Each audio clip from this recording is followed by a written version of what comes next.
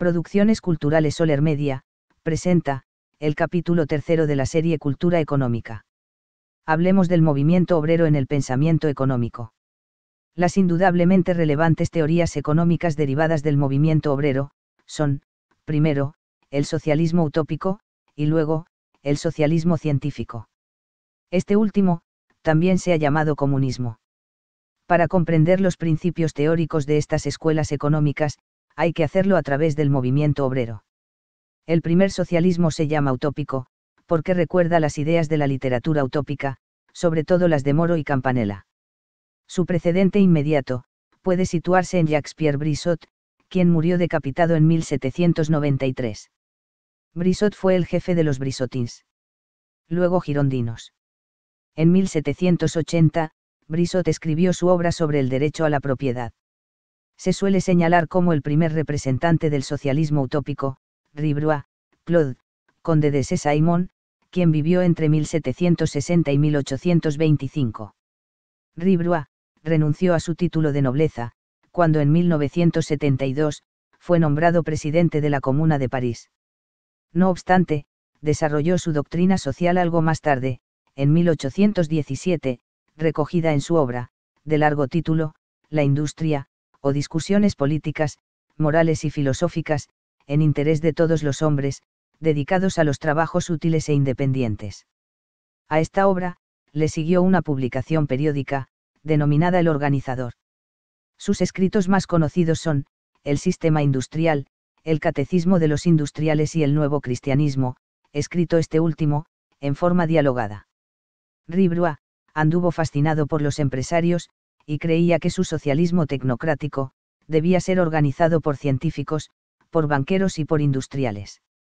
Además de recomendar la apertura de los canales de Suez y Panamá, pidió un banco internacional, anticipándose un siglo a la realidad.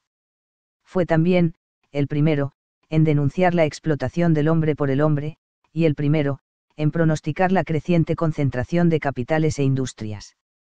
Ribrois, el ex-conde, ejerció una gran influencia sobre sus discípulos, a los que se les llamó sansimonistas. Discípulos como, Armando Bazar, quien en su obra de 1830, titulada Exposición de la Doctrine de Saint-Simon, explica las ideas de su maestro. O el fundador de la llamada Charbonnerie Frances, el ingeniero Próspero Enfanten, llamado el padre Enfanten, un gran partidario de la igualdad de la mujer, y también, Alexander Ivanovich, el jefe del primer socialismo ruso, editor del Coloco, y autor del desarrollo de las ideas revolucionarias en Rusia. Otro utópico, fue Charles Fourier, que vivió entre 1772 y 1837.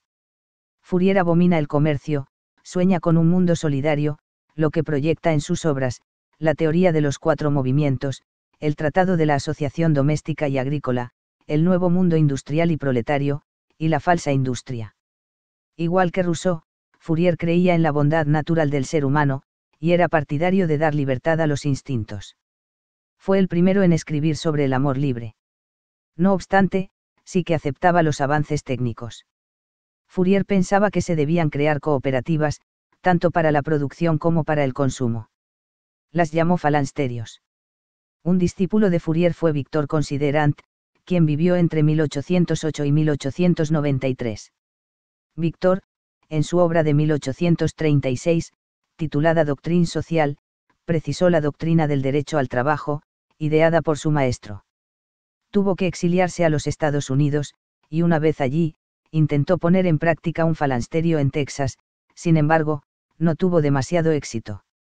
Como fueristas en España, hay que citar a Joaquín de Habré, diputado en Cádiz, quien, en 1843, votó por la destitución de Fernando VII. Habré, con sus amigos de Cádiz, Pedro Luis Ugarte, Manuel Sagrario de Belob, y Pedro de Bohorques, fundó también un falansterio, cerca de Jerez de la Frontera. Hablemos ahora de Owen, Robert, quien vivió entre 1771 y 1858. Para Owen, obrero ascendido a empresario, los males sociales tenían su causa, en la mala distribución de la riqueza, y en los defectos de la educación. En su obra de 1812, Nueva visión de la sociedad, Owen afirmaba que cualquier carácter puede adaptarse a la sociedad, si se aplican ciertos métodos. Fue el primero en utilizar el término socialismo. Lo hizo en su obra, ¿Qué es el socialismo? En su empresa de New Lanark, en Escocia, realizó experiencias cooperativas, las cuales se hicieron famosas. No obstante, la cooperativa llamada Comunidad Autosuficiente, que organizó en Illinois, en Estados Unidos, fue un fracaso, y le hizo regresar. Después fundó dos periódicos, The Crisis, y The Pioneer. También fundó un sindicato, el Grand National Consolidated Trade Union. Tras esto, se lanzó a un milenarismo profético, como se ve en su obra de 1820, denominada Book of the New Moral World. El último representante de socialismo utópico, o precientífico si se prefiere, quizás sea Proudhon, quien vivió entre 1809 y 1865. Estuvo relacionado con los Fourieristas, y escribió, «Qu'est-ce que c'est la propriété?». En esa obra, figura su célebre frase, «La propiedad es robo». Cabe destacar que, Proudhon, fue replicado por Marx con la obra Miseria de la filosofía. Concluido el socialismo utópico, adentrémonos en el socialismo científico.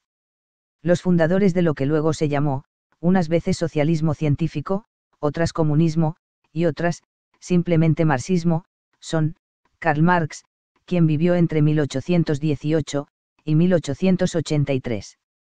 Y Engels, Friedrich, quien vivió entre 1820 y 1895.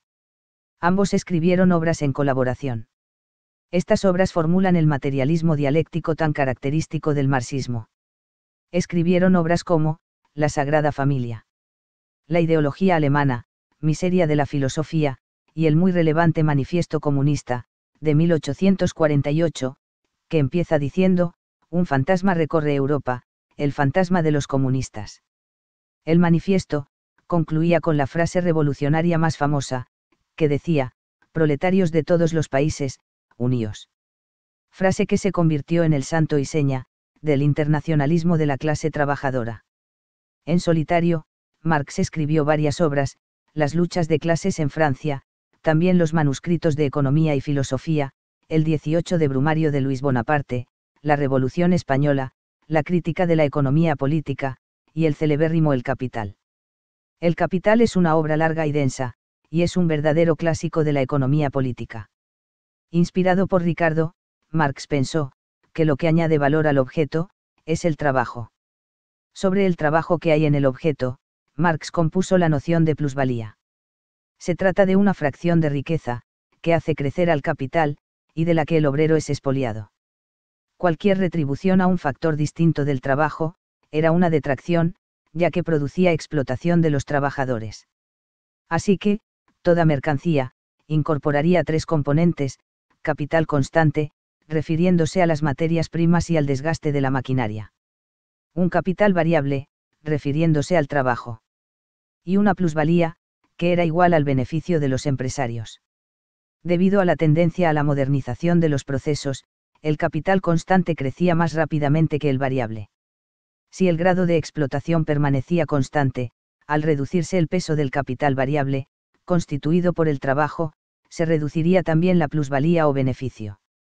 Este proceso, el de caída del capital variable y de las plusvalías, no sería gradual, sino con saltos y desajustes.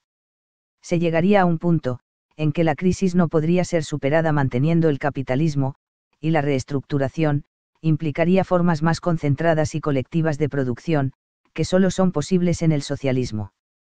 Marx sigue la conocida fórmula que dice, el molino de agua, produjo la sociedad feudal, la máquina de vapor, ha dado lugar a la sociedad burguesa. Con esto quería decir, que cada sociedad engendra su propio elemento destructor. Marx indica que, la organización económica de una sociedad, es determinante de la misma. Que esa organización económica, establece unas normas jurídico-políticas y una visión del mundo, cuyo objetivo es, sancionar la dominación de una clase sobre las demás. Como la relación entre las clases, no puede adaptarse a los avances técnicos y demográficos, el cambio social, ocurre por la vía revolucionaria. Así, el cambio social, es una consecuencia de la evolución económica. Esta concepción, se conoce como materialismo histórico. En Marx, existen grandes dosis de mesianismo, basado en su origen judío. Sostiene que, tras la revolución, el fin de la historia toma la forma de comunismo, y salva a la humanidad de todas sus desventuras, desapareciendo también, en la última etapa, el Estado. También hay que citar la creación del método dialéctico, sistema que permite averiguar la verdad, mediante 3 etapas, la tesis, la antítesis y la síntesis. Hasta aquí hemos descrito las teorías económicas producidas por el movimiento obrero. En el próximo capítulo, se explicará la revolución marginalista. Puede adquirir el guión en texto de este capítulo, a través de la web de Soler Media, www.solermedia.es. Recuerde, el conocimiento mejora la calidad de vida.